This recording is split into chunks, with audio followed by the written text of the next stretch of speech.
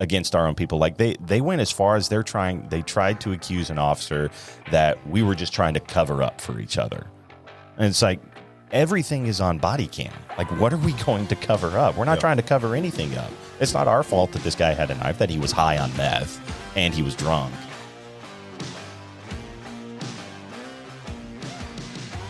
Welcome back, viewers, watchers, listeners. I'm your host, Tyler Owen. And Clint McNear. What's going on, El Presidente? No, just flew in this morning. Just drove in this morning. I was about to say, well, you probably did fly in. Following the speed I have limit. ridden with you before. Following the speed limit. Just drove in. All's good, man. Things are busy. Watching the Social Security Fairness Act for the WEP GPO, and was in D.C. last week trying to work on that a little bit. So the hashtag, what's the hashtag FOP is using right now? The Repeal the steal. So Clint and I are on a text thread together. It's just me and him, but we handle a lot of the Texas FOP social media. And so he had posted something online, and this is just a banter between, colleagues and brothers. But I texted him and I was like, hey, did you mean to put the steal? Like, I didn't understand. My little dumbass brain, I didn't understand what the hell he was talking about. And I haven't been really keeping up with it. But for those that don't know, that's what the hashtag is meaning, and the repeal the steal is meaning that they're wanting the Social Security back. But it was funny because I sent you the text, and I was like, hey, did you mean to put this in there? And you could tell, like, there was a long pause of like, oh, I have to deal with idiots someday. And so he finally responded back and explained what you meant. So I appreciate it. It's a fair question. I'd rather, my bad. I'd rather be questioned than be allowed to screw up. Well, I didn't know what the hell you were talking about. I was like, maybe Brock and him were busy doing something, and I didn't understand like what the hell he was talking about. So anyway, it was pretty funny. We got Brock in the We studio. do have Brock in the studio. Our Forney High School graduate of class of 2025, Brock McNear, is here with us today. Yeah. Hey, from the WEP GPO, there's a lot of questions. People don't understand what it is. WEP is windfall elimination, and GPO is government pension offset. And what it is, police, fire, teachers, postal carriers, about 40 years ago, legislation was passed so that we don't get full Social Security as everyone else does. We get penalized for that. And what really hit home yesterday, I was visiting with my dad about it. My dad did 34 years at Dallas PD, and he was asking me about it, and he was quite crusty about it. Your dad? He was crusty. That's shocking. His $1,200 a month Social Security that he should receive is $94. Oh, wow. Damn. So whereas everybody else, I guess that matches his criteria, is getting $1,200. He gets, his check is $94. And that hit home that he chose a career in law enforcement and is getting penalized $1,100 a month. That's crazy. For choosing to do that. So that's the passion behind it. Everybody's seen it on Twitter, is all the discussion in the arenas of police and fire and the teachers and everybody. And God bless our teachers, because they should be paid more and taken better care of for sure too. But that's WEP GPO Cliff Notes version. Well, and today, this won't air today. Today is Friday. Today's Friday? Yeah. It's today. Friday's the 20th? Yeah, sure. And it's going to be voted today or tomorrow. It's passed the House, overwhelmingly bipartisan, shockingly. It's in the Senate. It's passed a cloture vote. Last night it passed a motion to proceed vote. Today, late or in the morning, will be discussion where Senator Cruz is going to introduce an amendment to try and kill it. Senator Crapo is going to introduce an amendment to try and kill it. Senator Grassley is going to introduce a poison pill to try and kill it. But we're hopeful. We're hopeful, and we were supposed to only have about 60 votes on it. We're hopeful. And we've gotten 73 ayes. Any politicians promised to vote for it that? Or do we No, but we've had some people say no. They were dead set no. And when President-elect Trump told FOP National President Pat Yoes in Mar-a-Lago, meeting in person about 3 days ago, that he thought it was a good bill and it better pass, suddenly some of our no votes were yes votes. Oh, wow. And I'm thankful for it. A huge kudos, because he's been great to work with. Senator Cornyn. Yeah. Was very concerned about it, and he's voted yes. He's voted yes so far, and ever vote to support. And it comes down to everybody wants to come to Texas and get their picture made with a cop. But when it gets down to it, Are you actually supporting the police, or do you just like your picture taken with us? Well, those endorsements need to be repaid at some point. So, Yep. Anyway, speaking of change, our guest today, Michael Bullock, Austin Police Association president. The Michael Bullock is in the house. So, first off, thank you for stopping by. I know that you're quite the busy man. I always see you on Twitter and doing videos and eating lunch with Jose Garza, and so I'm glad that you took the time out of your busy schedule. Yeah, number one lunch buddy. That's right. I'm glad that you took the time out of your busy schedule to stop by. A lot of changes going on at Austin POA. For the good. You guys are on an uphill battle right now with different situations, so we wanted to come on and kind of give everybody an update with the contract, new police chief. I mean, there's a lot of shit going on in Austin. So my first question: when do you sleep? What's that? What's sleep? Yeah, when do you sleep? Nah, at 1 o'clock in the morning. Don't. Yeah. Just there. It's not so much sleep as much as it is intermittent naps. Is basically what you're operating off of. I took a nap the other day for the first time. It was great. Yeah, I never got up. I slept all the way through from like 4 o'clock in the afternoon to 7 o'clock the next morning. It was awesome. Good Lord. That's the nap I'm talking about. I think they call that passing out. Yeah. It was. I needed it clearly. Clearly, I'd say so. Yeah. But Hey, anyway, those are good ones. Yeah, they are. Yeah. Angels Envy will do that. To you. Well, they also make you piss to bed. We're not going to dive into that. So, but yeah, man, thanks for stopping by. Let's kind of crank off to last time you were here. There was. Not that this situation's changed, but there is a district attorney here in Travis County that's not really pro law enforcement, and so I know that's shocking to everybody. That's the most mild description I think I've ever heard. Yeah. But I think that he is trying to get back to center, or so he claimed, and then we had the Christopher Taylor trial. So there's a lot that's happened since you came on the first time. So if you want to start off by giving us kind of an update of how that relationship is going with the DA's office, what you see moving forward, and then kind of give us an update on what's going on the criminal aspect and how your officers' morale's doing. Yeah, it's been a busy year. Yeah, it's been almost exactly a year, I think, since we did this last, but there's been a lot going on. Yeah, in just a year. But the DA, that relationship, shockingly, is no different than it was about a year ago. What? I know, it's just the craziest thing. Probably doesn't help all the stuff that I've been doing, talking about him either. Not sure he loves my videos about him or talking about all the things he's actually let happen. So that doesn't seem like it's won him over as a friend either. I think he's like Jerry Jones, though. Think so? Bad press is still press. You're still saying my name. Yeah, you're still saying my name, and that was what a guy at the Capitol used to tell me all the time. He was like, "Hey, as long as they spell my name right, it's good press. Works for me." Yeah. So ask Chris Rock about how to keep a name out of somebody's mouth. Will Smith didn't appreciate it. Yeah. So it's been a busy year for a lot of different aspects. The Chris Taylor trial that just kind of all wrapped up. That one was that was even more eye-opening because you get to hear, and I sat through the entire thing.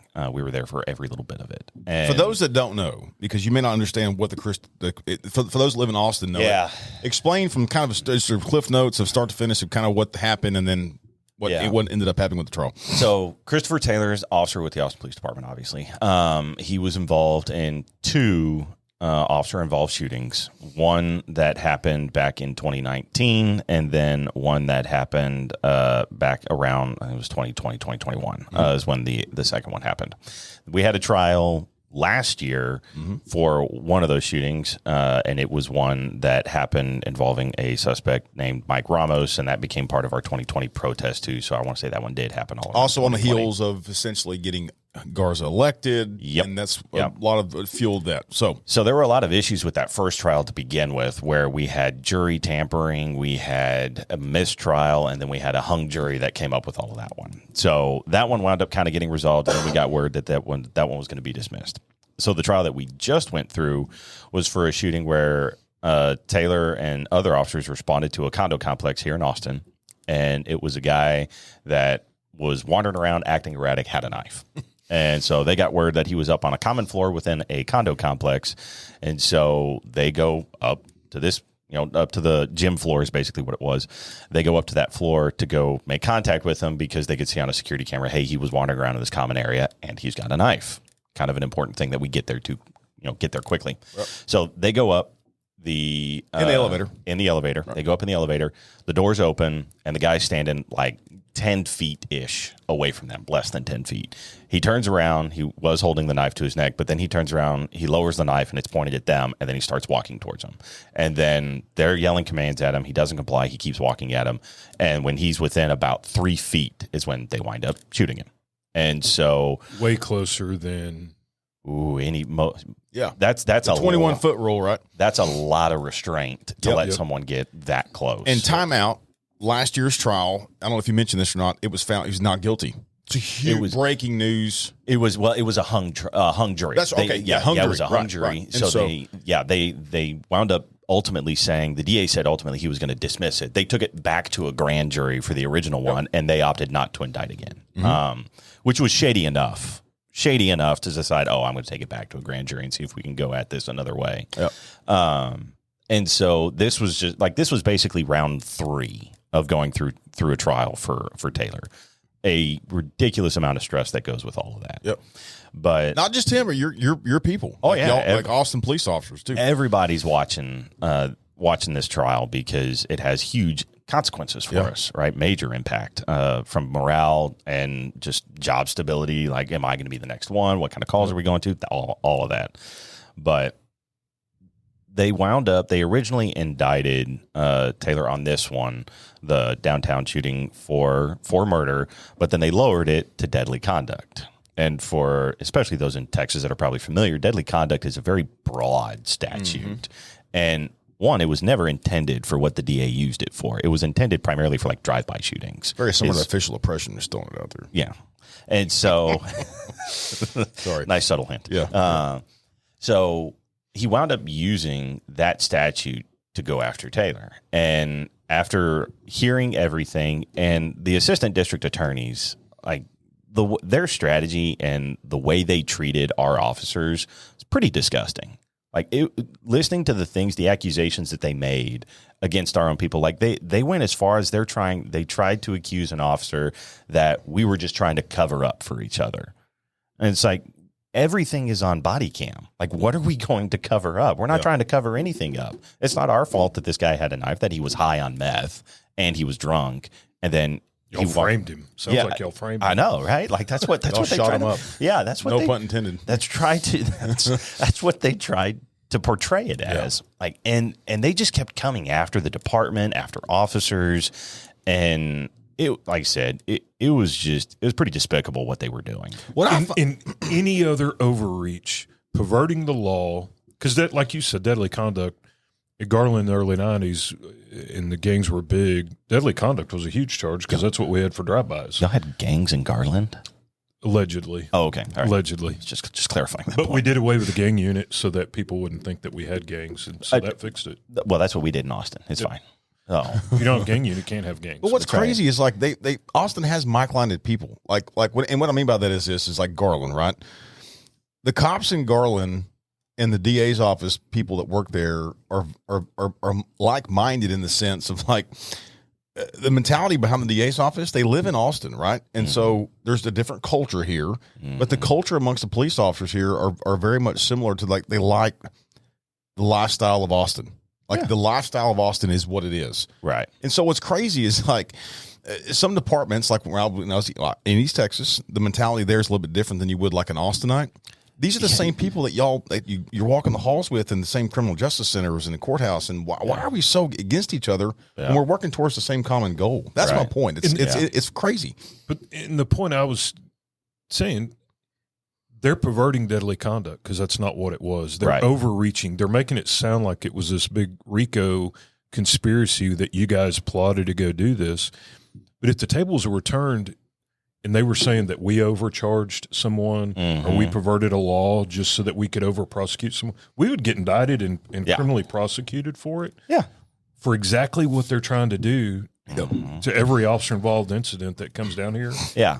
And the law didn't apply exactly, but let's pervert it or let's try and do something. Or in the law that applies, we know we'll never get an indictment, so we don't want to use that one. Right. Well, and then you start getting into, and this is where it just gets infuriating for law enforcement and a lot of other folks in Travis County that don't agree with the DA in particular, is the hypocrisy of it all, right? Because I started digging through, and there is multiple examples, cases where someone is charged with deadly conduct and nothing happens with it, or they get. He tweeted it yesterday. Had a huge talk about that. Yeah, and the most recent example, obviously, is that we had Daniel Perry. Right, he went through a trial, and the governor pardoned him, but now they're going back, and it looks like I went back and dug through the case a little bit, because this one is there's two different versions, right? There's the misdemeanor and the felony version of deadly conduct. And so they're going after him now on the misdemeanor version. So they're using the county attorney's office to go after him. So that way it's a different charge, it seems like. And it looked like it initially got dropped as part of his original part and everything else, because there's like no activity on the case. But then they picked it right back up, and now they're pushing forward. And again, it's like, you already went through the trial. The governor pardoned him, but no, we can't have that here in Travis County. Let's go for round 2. Yeah. And that's what's happening to the cops too. You can't be embarrassed. Yeah. And if this fails, then write him a ticket for disorderly conduct or something. By God, we have to get something. Yeah, you have to do something, and they'll give you the maximum penalty for that one. The interesting thing about all that is the same law firms handling both of those cases that they got embarrassed on. Mm-hmm. That's the fascinating part about it all. Mm-hmm. They got their number, and so now they're trying to weaponize the law essentially to prove a point. And that's exactly what it is. It's weaponizing the law. It's weaponizing the system against law enforcement. Whereas if you're actually a dude, some bad guy that's wandering out there committing crime, hurting other people, shooting at other people, committing all this violent crime, they need to be reformed. We need to be lenient. We need to, do whatever we can to avoid charging them, punishing them, all this other kind of stuff. But if you're a cop, by God, we are going to bring everything we have to the table. Yep. And one of the more interesting things too that I saw, it kind of hit my desk a couple weeks ago, right after the Taylor trial, the sentencing period ended, is when, or right towards the end, it may not have been when it was quite finished, but there was another case where there was a guy that was arrested for homicide and got picked up. And then he was being held in the Travis County Jail on $1 million bond. Well, because the DA's office was so focused on Taylor, and they had given, there were 4 assistant district attorneys in the courtroom pretty much at any given time, more than what happens on other regular homicide trials for people who are actually out there wandering around killing people for no reason. Because they were so focused on Taylor, they weren't ready to go to trial on this homicide case, and so they had passed a window, and the bond got reduced from $1 million to $1. Wow.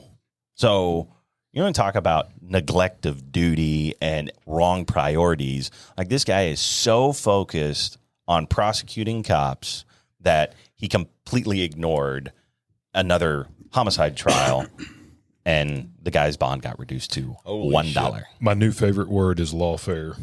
Lawfare. The weaponization of the law lately, last year, the last 18 months, there's examples everywhere, but it's insane. Yeah. It's out of control. It's insane. And you hit on hypocrisy. For whatever reason, Austin's the capital of it. You have Kazar, who hates the police, wants them defunded. We're good friends with him. And then asks for extra patrol. Oh, yeah. Good shit. After he says that y'all are too violent and you don't need police around. Then he wants extra patrol. Then you have our district attorney, who does everything he can to indict the police, and then subversively wants his own private security detail. Taxes the citizens for his own personal detail after they tried to hide the original costs. Yes. And I'm like, oh, no, we can't disclose all that information about how much it would cost us to do all of this. Well, and his wife, being the fact of what she holds the position of being the secretary to the county judge, they tried to withhold that information. And you can't tell me right now that there was not some shady shit that went on with that deal. Yeah. Then you got the city council that they called. I think they called her Mackenzie Kelly the police whore, or they named her. I mean, the hypocrisy in Austin's there.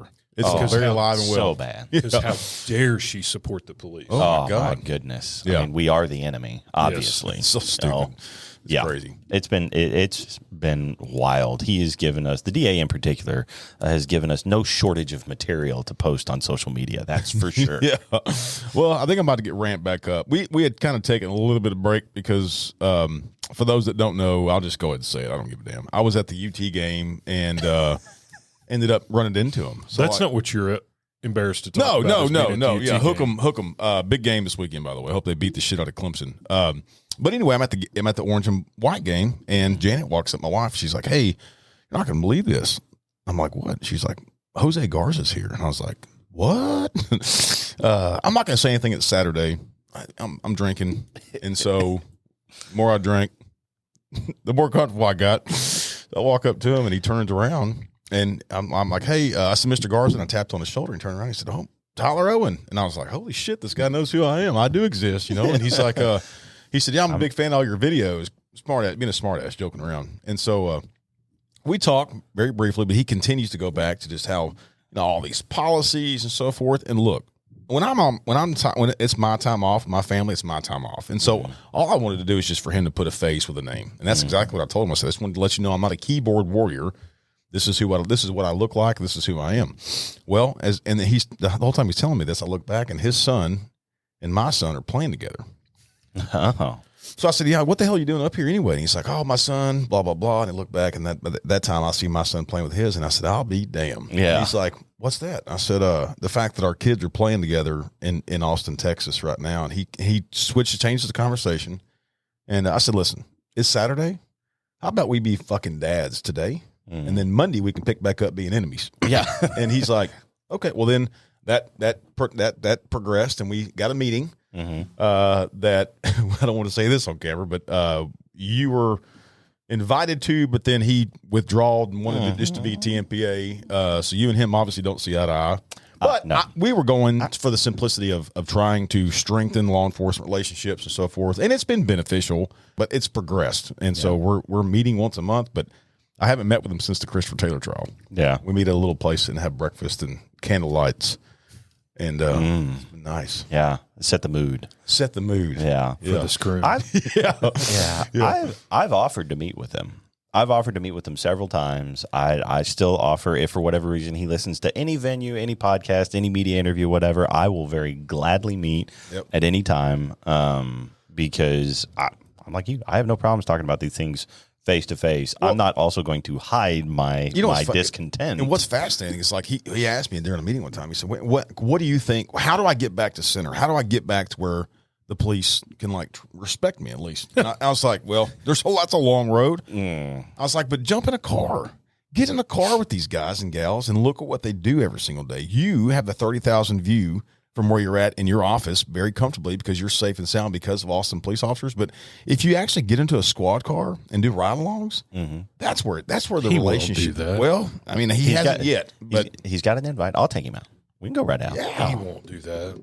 Well, He I mean, doesn't want but to see the truth. well, that's true. I mean, that's his call. But yeah, I'd take him out. I've taken a lot of people out. All right, Garza, I'm personally challenging you to take Michael up on that. He won't do it, but I will.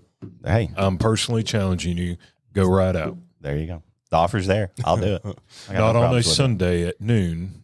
Yeah. Not on a Sunday at noon. We're going to go work a Friday night, a Yes. Saturday night. Like Yes. We're going to go do it when it's busy. and Tmpa will provide the vest. That way, there's no, if something were to happen, it's not on me. it's not on Austin Police Association. Yeah, absolutely. you. I'm thinking outside the box here. I appreciate that. I'm thinking like a politician. I like it. Yeah. It's dangerous. Is it but, a knife-proof vest in case they come across somebody with a knife? Huh? Just a question. I mean, I'd say it's a valid one. Just a question. We could get. We were maybe. contemplating buying chainmail now. Maybe we should start issuing chainmail for the department. That's awesome. Well, it's so complex, and every time I see something that he puts out, boasting about some kind of conviction that he's got, it makes me cringe, and so it just sucks because you guys are trying to do good job, and which they do, but it's a challenge that Austin Police has to go through. Yeah, on top of the other infuriating. situation that you got going on with the recruitment and retention, but what else is going on with APA beside the debacle at the DA's office and the relationship there? It's a contract. Well, I was going to say, on the positive side, after 7 months of negotiating, again, round 2, 3, whatever this one was, we finally have a contract. We are back under contract, and it's been nice. It's like finally a moment where you can kind of like take a little bit of a breath and have one big task done. It was quite the task to get it done, but Was that majority of the council? Well, obviously, duh. I'm an idiot, but I'm talking about was it were there lone council members that did not agree? One. There was one lone council member, one Zoe Kadri, decided that he did not want to support the contract. Everybody else did. He did not. And even more ironic was that it's his district that showed up the most in favor of the contract. No kidding. I know. And then it's also his district that was the most vocal about the importance of a contract. His one, like downtown, which is the area that he But doesn't he represents. represent his district? So he says. Okay. So he says. So Trying to understand. you got me as to his logic and all of it, because he was the first one to speak. He was the first one to speak on, when they started taking a vote, and he said he felt like it didn't, and he had heard from his constituents that it didn't match the priorities of his district. And Didn't match his agenda is what it boiled down to. that's probably more appropriate because we for the first 3 hours of that hearing was nothing but business owners and residents, primarily in downtown, saying, hey, this is really important. We need, we're suffering as a result of not having enough cops, of not being able to deal with thefts that are occurring at stores, property being damaged at apartment complexes, hotels, all that other kind of stuff. And apparently that had no impact on him. And so he was the lone vote that said no, he didn't support the contract. Wow. Everybody else did. And it took a lot of work to get the contract done. But ultimately, we came to a solution and to a version that really did. It matched. It was the middle ground, right? It wasn't all to one side. No one really walked out being like, hey, we got everything we want. We gave them the shaft on all this. That did not happen. Yeah. Right. It was a fair and balanced contract. That's how negotiations go. That's how it's give and take. That's how it's supposed to work. That's awesome. So, but definitely a perk. We've dealt with a lot of crap over the last 4, 5, 7 years, really, since 2017. And so getting past all that is a huge moment, and it wound up being, it is one of the biggest, actually, I think, according to our negotiator, Ron DeLord, it was the biggest contract in Texas history. Yeah. Yeah. The Dawn. Yeah. So When was that last council meeting where they were going to try and ratify a contract, and it was like a 20-hour Jerry Springer episode? 2023. That was February of 23, I think. I was in California, and the instructor, I was proud to be, me and Mike Gomez were the only two in the entire audience of probably two. He's never called me and cried. This was a moment. This was the he moment. called. I literally had to talk him off the list. There's only two of us from Texas in there, and we're kind of laughing that we're the only two guys that have it good in life. Mm-hmm. And the president, So you thought. former president of Oakland, POA, Irish guy. I'll think of his name in a minute. Freaking amazing dude. He gets up and hits a button, and it's a montage. Mm-hmm. Oh, And it's from from that night. our council meeting. And it almost looks like a SNL skit. Oh, I'm sure because it can't did. possibly be real. Oh, but And it it goes on, and it gets worse and worse. Yeah. And I'm looking around, and all these California cops, literally from all over California, are like, "Oh." Yeah. And he goes, "Guys, let's thank God we're not from Austin. Let's thank God we're not from Austin, Texas." Yeah. And I'm like, "Oh my God!" I'm trying to crawl under the table. So he starts telling them about y'all's current contract situation, and all of them on the break are like, "Man, thank God we're not from Texas." And I'm like, Oh, yeah. "Dude, when California is thankful they're not from Texas, Yeah. we're in a bad way." Yeah. I went to a conference earlier this year, and it was one, some of the larger cities from all across the country. And you stand up, you do a little intro, say who you're from, all this, or where you're from, all that other kind of stuff. And it's always it's borderline shaming because you stand up and it's like, hey, I'm Michael Bullock, I'm from Austin. And they're all like, ooh, right? Everyone's like, it's just this sigh of pity for you. Yeah. And I'm like, I can imagine. And then you start hearing, and it's New York and it's LA and it's Oakland. Also all these guys that are around the room, and it's like, why are they pitying me? Yeah, that's pitiful, dude. I'm like, this is shameful. I Hi, don't like Michael. this. I'm from Austin. Yeah. Hi, This is Michael. water, by the I'm way. a recovering. This is water, not vodka. Just Sure. Whatever you say. Well, We wouldn't blame you if it was. and who gives a shit? It could be vodka, and it's just not Angel's Envy. Yeah. 2-year contract. 5-year Oh, yeah. contract. 5-year Outstanding. contract. It is the longest contract we've ever had, largest contract we've ever had. Rumors had it Kazar was support of that. Well, that would indeed be a rumor. Yes. As far as I'm aware, he didn't call and tell me. Yeah. Shockingly enough. Maybe we can arrange that. Yeah. Yeah, maybe Kazar can come on and talk about the pro police aspects. Hey, of things. Hang on, I'm going to hold my breath. Again, we're not opposing that. Like No, I I got a text message from him the other day, and he said, I mean, it was a campaign one. He wasn't texting me directly, but, I got a text from him the other day saying that he was going to do a town hall or whatever, asking for support, so that way they can support workers' rights. We're pro-worker, agenda. Did you get warm inside and feel like, yes, take the charge? Oh, yeah. Yeah, I got all the warm and fuzzies, just like I did the last time I listened to one of his teletown halls or whatever, and he starts talking about all these union rights, all this other kind of stuff, but then one word gets mentioned about cops, and for some reason his tone changed. It's kind of odd. That sucks. Yeah. Well, it's kind of weird. We're excited that the contract's up and going. 5-year contract, significant for any type of law enforcement. But you got that going on.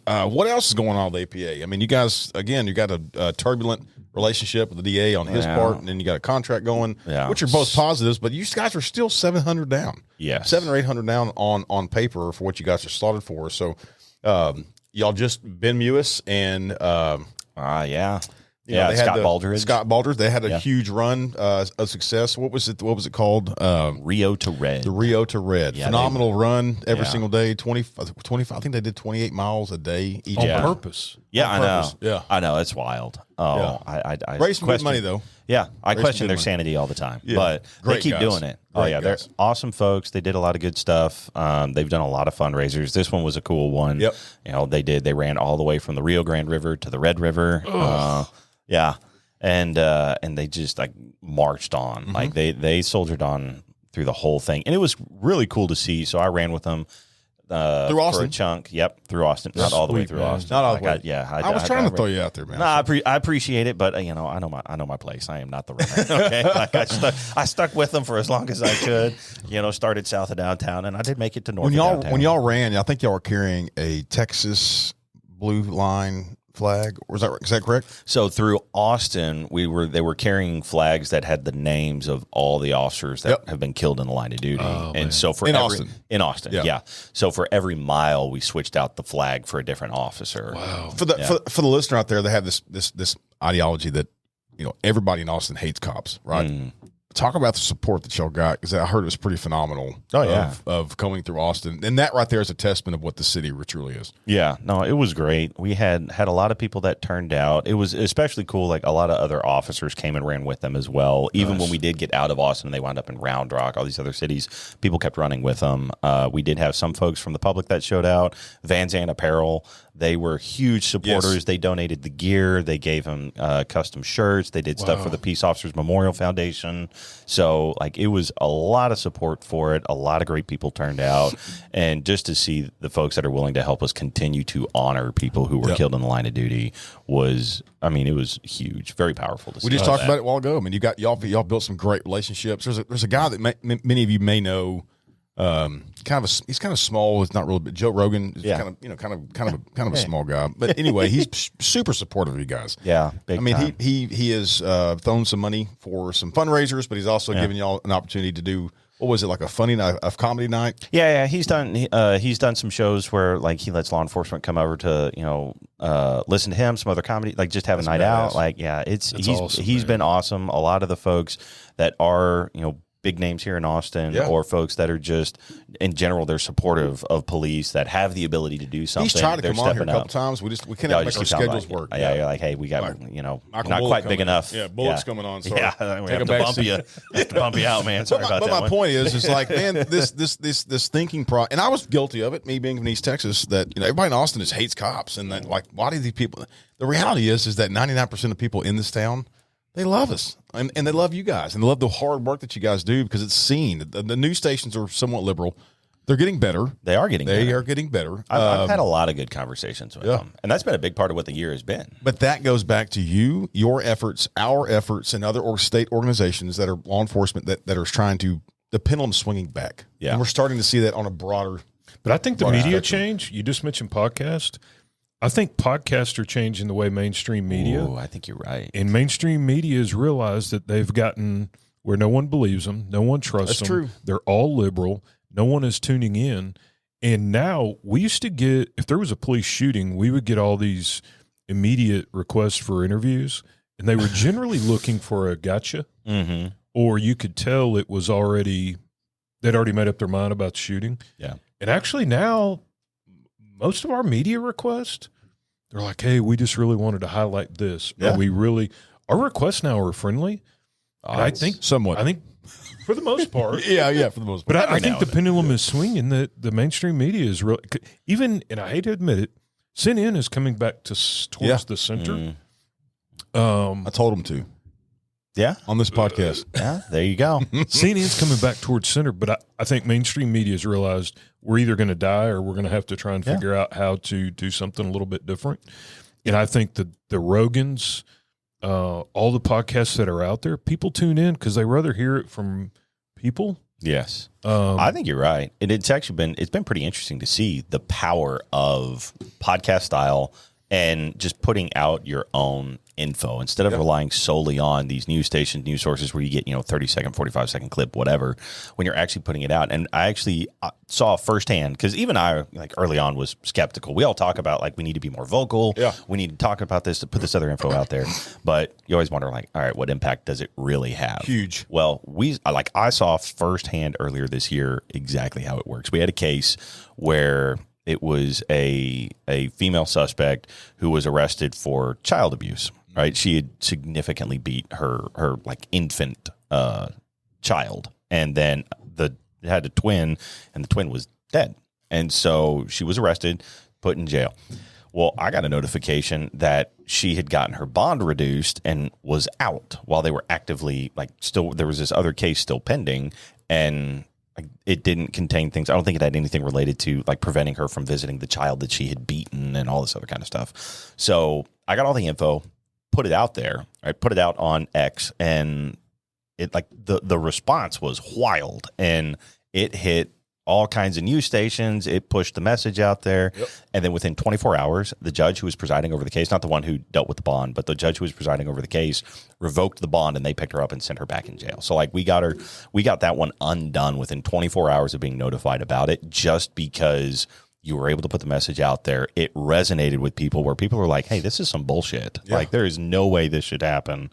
And then she wound up back in jail. It's amazing how when you spit facts. Yeah. You can change people are like, mind. Wait, what? Yeah. When you speak facts, it's pretty easy to. And that was what I told my guys, when I first ran for this position for the president, I told everybody, I was like, we don't need to make anything up. I don't need to exaggerate. I don't need to make stuff up. The truth is bad enough. Yeah.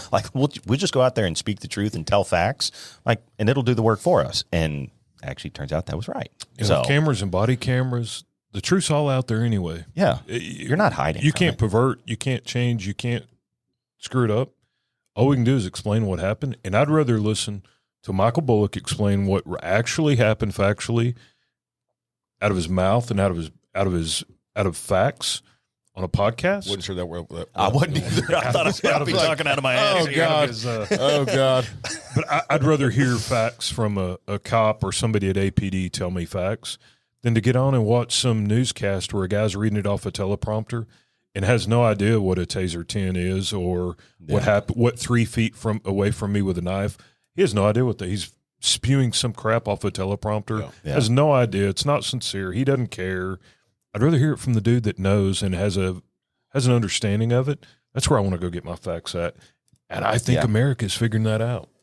I think you're right, because they're becoming, podcasts in particular, becoming a lot more popular because people do feel like you're getting it firsthand. This isn't washed through. Mm-hmm. This isn't someone's interpretation. This is the person that just has the info. Yeah, that's it. Yeah. So and that's the reason why we started ours, is because we got tired of getting the I gotcha moments. We got tired of doing a 2-hour interview with somebody and then 5 seconds of that interview. Of course, that still happens to this day, but this is the reason why we have this platform, and we're thankful that, just a couple weeks ago, we got named in the top 25% across the world for podcasts. Wink, wink.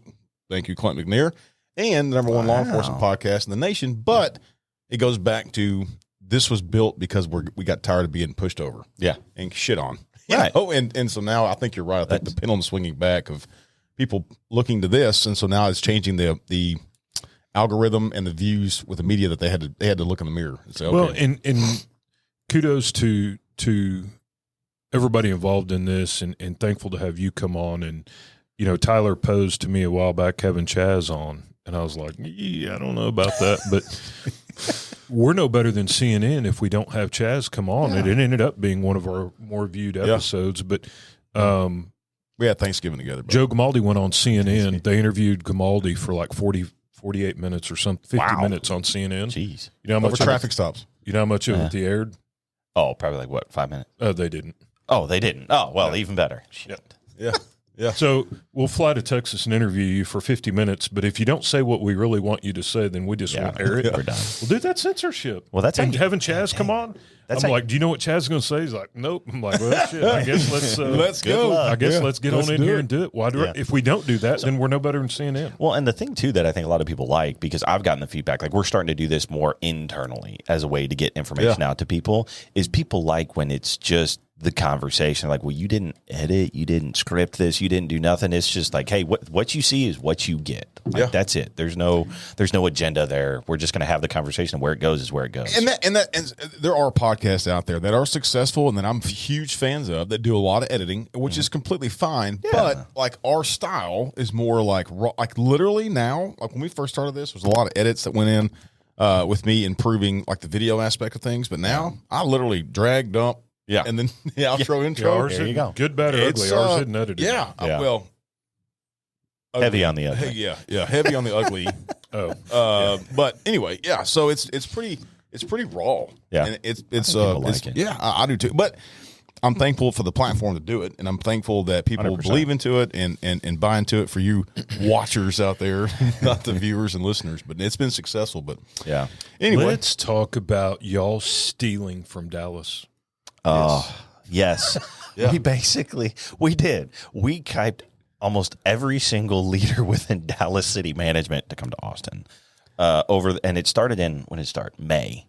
Because in May, TC Broadnax, who was the city manager in Dallas, now the city manager in Austin. John Fortune, who's one of the assistant city managers in Dallas, is now our deputy city manager. But it started with tweets. It started with the Facebook. You recall about a year ago. There was a tweet that went out, and I believe it was from the Dallas city mayor at the time, and he said something along the lines of, y'all were going, maybe it was 2 years ago, there was a situation going on, and he said, hey, Dallas is hiring, and there was a kind of a tweet battle going. You remember that? I think was it between him and Kirk? Yeah. Yeah. And so, yeah. And so I think the flirting kind of happened there, and it just opened people's eyes down here. Look, Austin's beautiful. Like when you come down here and hang out, I mean, aside the bullshit, the DA. But anyway, go ahead. Watch out for the roaming zombies every now and then. Okay. Yeah. You never know. Yeah. Some of them are carrying machetes, hatchets, all kinds of things. You got to watch out. Those aren't deadly. No. Yeah. Well, depending on who's holding them. Yeah, that's true. Depends on who's. But talk about who all Austin has stole from the city of Dallas. Yeah, we stole the city manager, one of their assistant city managers. Their chief is now one of our assistant city managers. Eddie Garcia is now our assistant city manager over public safety. And then they snagged a couple other folks that have been like, staff, high level staff up over in there. And I think we're probably at, 4 or 5 now of their top echelon that are now down here. Who would have ever thought many years ago that the assistant city manager would be Dallas's police or a police chief in general of one of the largest cities in the nation. Well, and whoever thought Dallas would have a chief that the police loved and the community loved. Yeah. The dude is a game changer for Dallas. Yeah. Mm-hmm. What is his exact role? I understand his title, but like the nuts and bolts, what will he be doing in Austin? So he oversees the police, fire, EMS, and emergency management, and a couple other little divisions that are all related to public safety. Yeah. And so he's the boss over all of those departments. So all the chiefs report to him. Okay. So he oversees all of that. A little bit different role for him, obviously, because you're not just PD. You're also doing fire, EMS, and some other things. But that's his primary job is dealing with all the public safety entities and really trying to deal with what resources they need from the city, the problems that exist between just the city management side and then what the departments need. It's a great role for him to be in. He started November 1?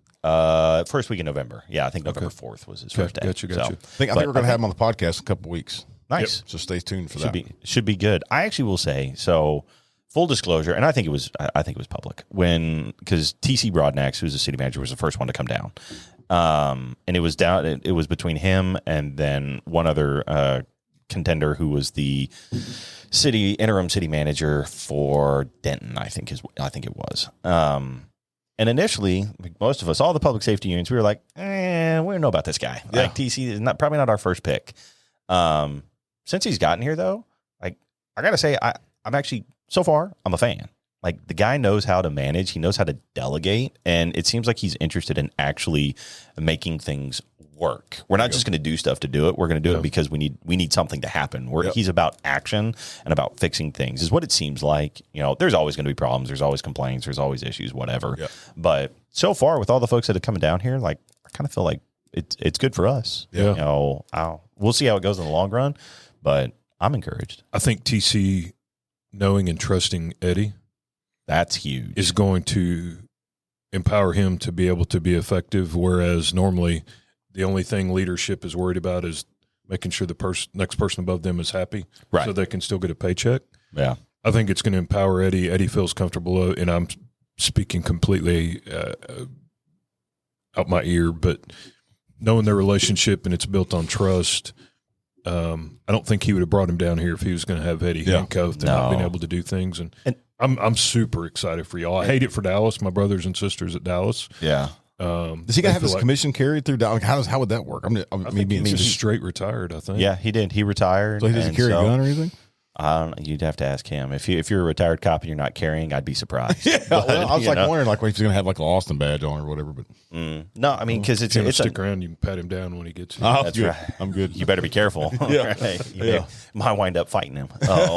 He is a scrapper. He is, and so I think it's going to be good. I mean, it's not a sworn position that he's in. Yeah. It's just the assistant city manager is he's a thank you for saying it professionally. I got you. Okay, that's what I'm here for every now and then. Yeah. But no, I think it's going to be good. Oh, we talk on here a lot about leadership, and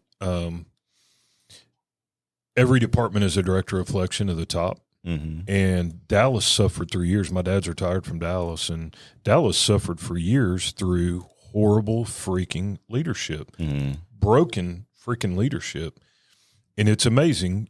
Michael Jordan carried the Bulls, and it's amazing. Eddie came in and turned the department around, and there's contributing factors. Eric Johnson, the mayor up there, who switched parties. Just, I guess he was getting. It wasn't cool to be a Democrat and actually support the police. But I thought Dallas was headed to Austin, and there was no. I thought it was a point of no return. Yeah. And Eddie came in, and the police loved him. The community loved him. He was engaged, and it's a great example that. One person, leadership's a direct reflection, and it is. All these broken departments all over Texas can't figure out what the formula is, and it's generally toxic ass, freaking piss poor, incompetent leadership. I was going to say it's not a very complex solution. Actually. Yeah, no, that's why I'm here because of shitty leadership with the sheriff in East Texas. So, yeah, I mean it happens. It's crazy. Wow. Yeah, and the number one thing too, and it ties into a lot of the recruiting stuff as well. That I've been trying to get people to be like, hey, like if you want to solve recruiting, if you want to solve morale problems. Take care of your people. Yeah. If you just focus on and you take care of your people, they're going to take care of you. They're going to want to be here. They're going to want to bring other people here, right? They're going to have better, productivity. They're going to want to do more. But instead, for so long, it seems like we focused on where you're just telling people what to do. Like, just go do this. Like you're just going to do this. And then you deal with all these other issues that never get fixed. And people feel like, well, no one cares about me. So why should I care about my job type deal? And that's where you run into a lot of problems. And I do think Eddie brings the opposite, where like he actually is vested in taking care of people. And if he can get the city mentality to reflect that, then I think we'll really be. Well, it's cool. Dallas is the model for their mental wellness program. Mm-hmm. And I've spent a bunch of time, Joe King and a bunch of their guys up there that are amazing. Ruben Ramirez, former assistant chief there. And empowering people is what has been a key to it, because TC told Eddie, It's your Go. department. Freaking run it. Well, then Eddie turned around and called Ruben Ramirez in and said, we've got to figure out how to help our cops. Mm-hmm. And Ruben's like, well, what do you want? He's like, well, I don't know. I'm just telling you, go build a plan, run with it, Go do something. And now it's literally the model of the country. Yeah. It's called OWL, Officer Wellness Longevity. I've had 2 people reach out this week asking me how to reach them to get their model, steal their model. That's cool. Yeah. It's being used all over, but TC's empowered Eddie. Eddie turned around and empowered Ruben Ramirez. Yeah. Ruben Ramirez and his team developed the OWL team, and he told them, y'all run with it. Mm. Wow, what a concept, man. Yeah. Empower your people and turn them loose. Let's go. Yeah, that's a big change for us. And that was one of the first things that when TC came in, that to me was a positive sign. Where like that was what he was doing. Instead of trying to be involved in everything and him running everything, he's like, no, I pick my people and I give them, the goal, the mission, the marching orders, and then they go and make it happen. And, when there's some stuff that has to be run up the flagpole, he's like, then I'll get involved. I'll do what I need to. Yeah. But other than that, like, no, that's their job. He's like, my job isn't to do mine and theirs. It's just to make sure that everybody else is doing theirs. And I trust my people to do what I need them to do. Yeah. And I'm like, well, wow, that actually sounds like a solid leadership principle there. Like, oh my God, I don't know what to do with this. So, well, like we said, we're on the uphill climb. Finally, Austin looks like great leadership now with the city and the city management contract. We just need to work on the DA, and hopefully. I mean, I don't want to throw the sour pill in the middle of all that, but we did elect a communist just the other day to council again. So it seems like we were doing pretty good. Who replaced Mackenzie Kelly, right? No, he replaced Leslie Poole. Okay, Leslie Poole's seat. So yeah, well, I think a communist also replaced Mackenzie. Well, we'll see. She's not as obvious about that one. Yeah, Krista Lane is the one who replaced Mackenzie. Is communist too strong? Is socialist a little softer? I don't know. Yeah, socialist. Maybe. According to the Todd Knott show, she's not well. No, it didn't help when she did post a picture with I guess he is a socialist. I should say, probably not communist, but a proud card-carrying member of the Democratic Socialists of America. Yes, Mr. Mike Siegel, a little Bernie Sanders himself. Yeah, there was a picture with him, Kassar, and Krista Lane, who replaced Mackenzie Kelly. All like, oh yeah, we're ready to work, and I was like, oh God, great. So hopefully we will be able to work with them. Because we have been building positive relationships with council, but it's like, all right, we're making progress, doing great, and then all of a sudden Boom. It's like, oh, nope, left turn. Yeah. God, dang it. So, well, we're, I have a front row seat to the shit show, and I'm hopeful and anxious, and it looks like we're kind of pulling out of it. No, I agree. On the whole, it seems like we're making progress. We're doing a lot of good things, and it's all about building relationships and working on things one little bit at a time as much as you can. And then where you got to lob a bomb every now and then, you lob it, and you do what you got to do. Yeah. It is what it is. We're talking about strong leadership. Tell us how APA standing up, going independent. It's been a big work, a lot of research and a lot on the front end, and that before even inception, before you guys kicked it off. How's that going? Good. I started the conversation not too long after I got into the association as the president. I started looking and seeing what we were doing, seeing all the challenges that we're dealing with, seeing what solutions there are, right? Because sometimes extraordinary times call for extraordinary change. Yeah. And so we started looking at it, and that was where we realized, like, hey, we are a large organization that is based in the capital city, and we have problems that a lot of other people don't have to deal with, or that they deal with it to a little bit lesser degree. Right? We all deal with, in going to conferences all across the country, like I've learned that everyone really is dealing with the same problem. It's just the severity at which you're dealing with it, really. But we all deal with the same bullshit. Yep. And so we realized that we could stand on our own. We could be independent. We could do everything that we need to, but we could custom tailor everything to where we were dealing with Austin and Travis County problems, right? Mm-hmm. And we're a large enough, even though we have a staffing crisis, we're a large enough organization that we can do everything the way we need to do it, and we can focus on everything the way we need to focus on it. And so far, we've been doing it for 3 months now, and it has been, my opinion, it's been a huge success. Right, our people are happy. We've actually, historically, about 95% of the department have been members with the APA. We made this change, went independent, and we actually picked up a few more people. Outstanding. And so people actually rejoined because they were like, "Hey, this is different. This isn't same old, same old. This is what we've been needing to do." Yeah. So I'll come back now. heck yeah, like that's awesome to hear. And so people are happy with the direction. They're happy with what we're doing. You know, it's still new. There's still going to be bumps in the road. There's still some learning curves, all that. But so far, but you can lean on your partners and lean on other associations out there, and which are willing to do. Yeah, and we actually put it to a vote. We put it to a vote with our membership, and we said, hey, this is what we're looking at doing. Are you on board with it? Yeah. And it was one of the highest turnout elections that we had. Wow. And we had 80% of the department or of the association was like, yes, this is the right direction. Let's go. And so they did all of that, which, you know, didn't take long. We beat that vote not too long afterwards, where we had to vote for our contract. And then 90% of the department voted for the contract, or voted in support of the contract. So it's been a lot of change all throughout this year. Well, you hit the ground running, dude. You have done phenomenal work over there. Kudos to you. And I'll say this. For people out there that think unionship and union work is easy, let me tell you something. He works just as hard as the guys and still puts in hours as a cop, beat cop, puts on a uniform, goes out there and works with their people, which is a great leadership trait. But, man, thank you for, number one, being a great friend personally and professionally, but also thank you for staying committed to the mission and staying committed to Austin. 100%. That's what it's all about. And for our listeners that don't understand what independent means, there's associations all over the state. There's about 2,500 law enforcement agencies in Texas. Probably 80% of them have associations, local associations. Most associations are affiliated with somebody, with Tmpa or with FOP. They're affiliated with somebody. There is a few big dogs in the state.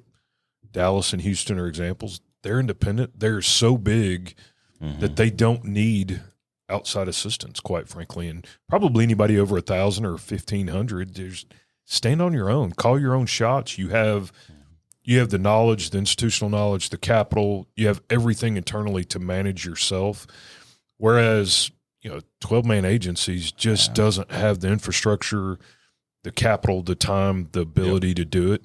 And so Austin had been affiliated with others for a while, and they're standing on their own, which gives them leadership. You wouldn't want somebody telling you how to run your own house, or you wouldn't want State Farm telling you, where you can live and what you can do and how you can handle your business. Well, I think you hit it perfect. Is that you, Austin's different. Yeah. And y'all have to tailor to what Austin needs, what Travis County politics need. And it's not a state issue. Yeah. And so, and on the, and the thing that sometimes I think gets lost is, just like this, right? Like we're not affiliated with TMPA, right, but we still have similar goals. Yes. We can still sit here. We can work together. We can talk about things. We can strategize things together. We can still work together. And stupid if we're not. Yeah, exactly. Yeah. And so that's the whole thing is like you can be independent, but still be working with everybody because we should be working together. Look at TLEC, right? Yeah, this could be the first time. This will be the first session that I've ever known of every single law enforcement association to be at a table for the same goal. Yeah. And imagine that, right? We all get along. Put your pride aside, and let's all sit in the same. Not that y'all it was different, but it's going to be very fascinating and cool to witness that because this will be the first time it happens. Yeah, and I think that's what we need to do. Yeah, right? The only way that we're going to push through all these times is for all of us to work together. It doesn't matter. Like none of this is personal. It's not. Nope. There's nothing else going on here other than. We just need to work together, and we got to do what's best for our people. Yeah. That's what we're working on. The path forward for actual success that we've not ever had before, unity is the only way. Yeah, 100%. Wow, that was all about wow. Shit. That's why he's pretty damn impressive. That's why he's the president. I'm usually on ChatGPT. That was pretty damn impressive. I'm wow. I don't even remember what I said. Shit, me either. I'm gonna have to it's recorded for posterity's purposes. Record that shit. But anyway, so dude, again, thank you for coming by. I know you're super, super, super busy. Me and Clint just kind of hang out here in the podcast room, just do our own thing. We'll greatly appreciate you stopping by. What did we not hit on? Anything? Yeah, anything we missed? I don't know. it's stuff that's coming up, right? Like we're all looking to the legislative session. Yep. Like that The y'all's convenes on the podcast? 14th. Oh yeah, and our podcast. Like we are about to launch our own Austin-based one about everything that's going on here. We're going to be launching that one in January. So January 2025 is when the APA podcast is going to hit. I haven't come up with the quippy name for it. People didn't like internally. We do little videos that are our Thursday tidbits because they come out every Thursday. I caught some shit for that one. People were like, really, you couldn't call it something else? And so I haven't come up with a quippy name for the podcast yet. I'm your guy. I mean, I will send you a list. Something. I will send you a find list. me something, okay? Yeah. And then I'm gonna put it to a vote. I'm gonna let all the members decide. So you better pick that some way you good can put ones. it on them. That's right. I'm gonna say it's you and them. Yeah. That way it's not my fault at all. Okay. Yeah, for That's sure. leadership, right? That is, Just pawn that shit off. pawn off the Pass the liability. Yeah. Let's do it again sometime with your permission. I would love to have you and your trophy bride on. Okay. And talk about not just from her aspect being married to the cop, but since she's the police also. Not many police are married. Yeah. Not a lot. I mean, there's 80,000 cops in Texas. It's a very small percentage. Mhm. Yeah. I'd love to hear how y'all navigate that, not as two cops married, but also her married to the union boss, the president, and it could be interesting to hear if you guys are. And she's got an interesting story. Like she's a She badass. does. Oh yeah, my wife is is badass. Yeah, she's awesome. So funny story. When I called you, you were you were at some Republican RNC. RNC, Yeah. and so I'm thinking, oh, that's badass. Austin sent him up there, and he's like, no, dude, my wife kicks ass, takes names. She's like, she was deployed with the SWAT team. And I was like, your wife is like attack. He's like, oh yeah, dude. Like, you think I run my house? No, I may run APA on the leadership side. She runs the Bullock house. So she's awesome. Yeah, she's phenomenal. She does a lot. She does all kinds of different things. She got back into helping with jiu-jitsu training, the defensive tactics again, because she was almost an Olympic qualifier in wrestling. Holy shit. Jesus. Yeah. So like I know it's like she really is. She's phenomenal. She does incredible stuff, and we have an awesome life and marriage, and we're incredibly blessed to have what we have. I'm sure she would probably have some choice words about the last year and the time commitment that it has required, because I mean it is hard. Yeah, right? Like, I can't imagine. It's a tough life to try to keep. And up you with try all to of that. disconnect, and then when you're disconnecting, you feel like you're letting people down. Yeah. And you don't need that on your own time. I get it. But you need it. Like you need it for yourself and y'all. And that's the hardest part, right? Like finding that balance is super hard. I mean, but it's also a parallel to just policing, right? The easiest part of our marriage, oddly enough, was probably when we first got started and we're both working night shift. Oh, okay. Yeah. Wasn't sure that was going either. Calm down. Calm down, okay? Well, jiu-jitsu, I wasn't sure. Yeah, no. We don't fight at home. Okay, that doesn't lead to anything good. So, but no, like working night shift, you think, oh, night shift's probably rough. No, we loved it. Like night shift was great. Night shift patrol, both of us, it was awesome. Yeah. So, and now it's hard. Yeah. Right. Like you have tough times, and it's just, I mean, that's part of it. But it's doing it together. Well, You'll you be can, all right. and I say this lovingly, like you can tell when y'all are with each other, you can just tell that y'all are married. Y'all are obviously y'all love each other, but y'all are also friends. And I think that's the key to any successful marriage is, if when you marry your best friend, man, there's going to be it's going to be great success. Yes, 100%.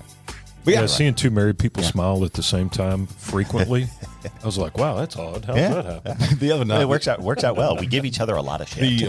The other night, I literally cried myself to sleep laughing. Me and Janet were in bed, and she had said something to me that was absolutely just absurd, and so I was laughing so hard because she also did something else that I don't want to say on camera. It happened to be a little flashlight, and so being my high school sweetheart, dude, I was in tears laughing the whole night. But, love it. it goes back to marrying your best friend. Yeah, 100%. It's Janet, exactly I love what you. it is, So and it's don't great. get mad at me because I just aired that on our podcast. So.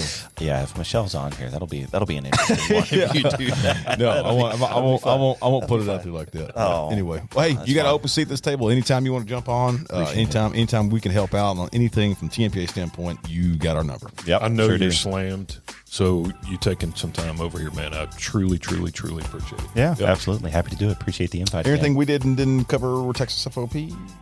No, I don't think so. Spring FOP board meeting is April 11 through 13 in Wichita Falls. We've got 3 or 4 new lodges: Galveston, Texas City, North Texas Retiree Lodge, which is growing like crazy. Yeah. Pasadena's coming back. And And we've got several other large ones that are wanting to come back now. We're growing. I intend. That's good. We have Miami National Conference in the summer, and I would love to walk in there instead of being the 7th largest in the state. I would love to walk in being the 6th largest. Yeah, that'd be good. Not in the state, in the country. Yeah. Well, maybe we can happen. Onward and upward, baby. Maybe we can work towards that goal. I like it.